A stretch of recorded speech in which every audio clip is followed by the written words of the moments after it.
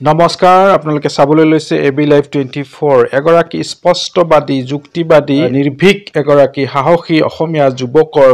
কেইটামান কথা আপোনালোকক শুনাবলৈ লৈছো ইগৰাকী যুৱকে অসমৰ মুখ্যমন্ত্ৰী গৰাকীক লাজ নাইকিয়া বুলি ক'লে মুখ্যমন্ত্ৰী গৰাকীৰ লাজ নাই যুক্তি সহকাৰে কৈছে কাৰণ নিজৰ ৰাজ্যখন দুখীয়া পাঁচখন ৰাজ্যৰ ভিতৰত অন্তৰ্ভুক্ত কৰাই পেলাই বেলেগ এখন ৰাজ্যক পাঁচখন উন্নত ৰাজ্যৰ ভিতৰত অন্তৰ্ভুক্ত কৰিব বুলি মানে লেকচাৰ মাৰি আছে সেই কাৰণে এই কেইটা কথা স্পষ্টকৈ কৈছে এওঁ হৈছে আকাশ দলে কৃষক সংগঠনৰ এই নেতাগৰাকীৰ কথা কেইটা শুনক যদি চেনেলটোত প্ৰথম হৈ আছে তেন্তে সাবস্ক্ৰাইব এটা কৰি দিবলৈ পাহৰি নাযাব আপোনাৰ লাজ বোলা বস্তুটো আছে নাই গোটেই ভাৰতৰ মানুহৰ সন্মুখত আছিল অসমক দুবাইহে এৰিব আপুনি যে অসমক ভাৰতৰ পাঁচখন উন্নত ৰাজ্যৰ তালিকালৈ নিম বুলি যে কৈছিলে তাৰপৰা শেহতীয়া ফলাফলত অসম ভাৰতৰ পাঁচখন দুখীয়া ৰাজ্যৰ তালিকাত আপুনি সোমাই দিলেগে মানে এই মুহূৰ্তত আপোনাক সুধিব খোজো যে আপোনাৰ কনসেপ্টটো কি অসমক আগুৱাই নিবৰ কাৰণে আপোনাৰ আসলে কনসেপ্টটো কি আপোনাৰ ফৰ্মুলাটো কি অৰুণোদয় নেকি অৰুণোদয়ৰ জৰিয়তে অসম ভাৰতৰ পাঁচখন উন্নত ৰাজ্যৰ তালিকাত সোমাব আজি অৰুণোদয়ৰ জৰিয়তে আপুনি অসমক আগুৱাই লৈ যাব সেই কথা হ'ব পাৰে নেকি আপোনালোকে কক ভাৰতৰ দুখীয়া ৰাজ্যবিলাকৰ তালিকাত পাঁচখন দুখীয়া ৰাজ্যৰ তালিকাত অসমক সোমাই দিলেগে হিমন্ত বিশ্ব শৰ্মাই নিশ্চয় দেখা পাইছে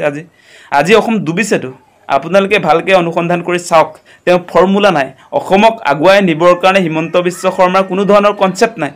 আজি কৃষিৰ ক্ষেত্ৰত কি হ'ব কৃষিৰ ক্ষেত্ৰত অসম চৰকাৰে কি কৰিব তেনেকুৱা সুনিৰ্দিষ্ট পৰিকল্পনা হিমন্ত বিশ্ব শৰ্মাৰ আছেনে আজি পৰ্যটন উদ্যোগৰ ক্ষেত্ৰত পৰ্যটনৰ ক্ষেত্ৰত আসলতে কি কৰিব অসম চৰকাৰে সেই কিবা দৃষ্টিভংগী আছেনে আজি উদ্যোগীকৰণৰ ক্ষেত্ৰত কি কৰিব অসম চৰকাৰে সেই সংক্ৰান্তত কিবা দৃষ্টিভংগী তেওঁলোকৰ আছেনে আজি পথাৰো আমাৰ বজাৰো আমাৰ তেওঁলোকে যে শ্লোগান দিয়ে তেওঁলোকে নিজে দি থাকে দেই সেই ক্ষেত্ৰত চৰকাৰৰ পৰিকল্পনা কি চৰকাৰে কি কৰিব খুজিছে তেওঁলোকে নিজে কিবা এটা কৰি দেখুৱাইছে নে এইবিলাক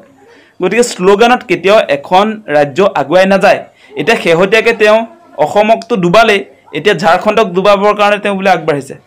তেওঁ ইতিমধ্যে ঝাৰখণ্ডৰ বিজেপিৰ ফালৰ পৰা ষ্টাৰ কেম্পেইনাৰ তেওঁ কৈ আছে কি বোলে ঝাৰখণ্ডক ভাৰতৰ পাঁচখন উন্নত ৰাজ্যৰ তালিকালৈ লৈ যাব আজি অসমৰ অৱস্থাটো কি কওকচোন আপুনি আপোনাৰ লাজ বোলা বস্তুটো আছে নাই গোটেই ভাৰতৰ মানুহৰ সন্মুখত আছিল অসমক ডুবাইহে এৰিব আপুনি আজি 4-5 দিন হল মানুহে পাহৰা নাই ন হেবিলাক কথা অসমৰ ফলাফল কি ভাৰতৰ ৰাজ্য নাজানে নেকি যে দুখীয়া ৰাজ্যৰ তালিকাত যে অসম সোমালে ভাৰতৰ প্ৰধানমন্ত্ৰীৰ অৰ্থনৈতিক উপদেষ্টা কমিটিয়ে সেই প্ৰতিবেদন ইতিমধ্যে দাখিল কৰিলে উলিয়ালে তাৰ পাছত আপুনি এই 4 দিনৰ পাছত অলপ পাহৰিবলতো দিব পাৰে ন আপুনি এতিয়া লগে লগে কৈ দিলে যে ভাৰতৰ পাঁচখন উন্নত ৰাজ্যৰ তালিকাত ঝাৰখণ্ডক লৈ যাম বুলি যে ক'লে আজি 5 দিনৰ আগৰ ৰিজাল্টটো কি আপুনি পাঁচখন দুখীয়া ৰাজ্যৰ তালিকাত অসমক সোমাই দিলেগে সেই মানুহলে চাই হাঁহি আছে তাতে হাঁহিবলগীয়া কথাই আসলতে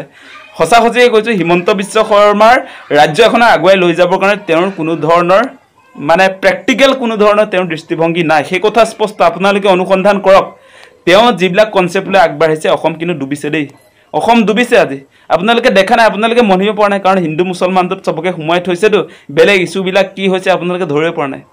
আৰু লাহে লাহে তো আমাৰ গোটেই অসমৰ সম্পদবিলাকটো ব্যক্তিগত খণ্ডক গতাইছে ইতিমধ্যে আপোনালোকে নিশ্চয় দেখিছে এডুকেশ্যন ডিপাৰ্টমেণ্টত আজি 2000 চৰকাৰী স্কুল বন্ধ কৰি আসলতে শিক্ষা কোনটো পৰ্যায়লৈ লৈ গৈছে নিজে আকৌ প্ৰাইভেট স্কুল খুলি আছে আজি বাগানবিলাক বোলে চৰকাৰে চলাব নোৱাৰে প্ৰাইভেটাইজেশ্যনক দি দিছে আজি আপোনাৰ খাৰুৱা তেলৰ ক্ষেত্ৰত তৈলখাতবিলাকক তেওঁলোকে আপোনালোকে নিশ্চয় জানে যে এইবিলাক ব্যক্তিগত খণ্ডক গতাবৰ কাৰণে উঠি পৰি লাগিছে আজি আপোনাৰ গিবন অভয়াৰণ্য হুলুঙাপাৰ গিবন অভয়াৰণ্যকো তেওঁলোকে তেল খনন কৰিবৰ কাৰণে বেদান্ত নামৰ কনষ্ট্ৰাকচনক দি দিছে অলপ দিনৰ পাছত গোটেই অসমখন মানে বহিৰাগত বনিয়াবিলাকৰ হাতত তুলি দিব হিমন্ত বিশ্ব শৰ্মাই তাৰ পাছত আপোনালোক সকলোৱে সেই মানুহজনকে দক্ষ বুলি চিঞৰ বাখৰ কৰি থাকক তেনেকৈ চলি যাব আৰু কিন্তু অসম যে ডুবিব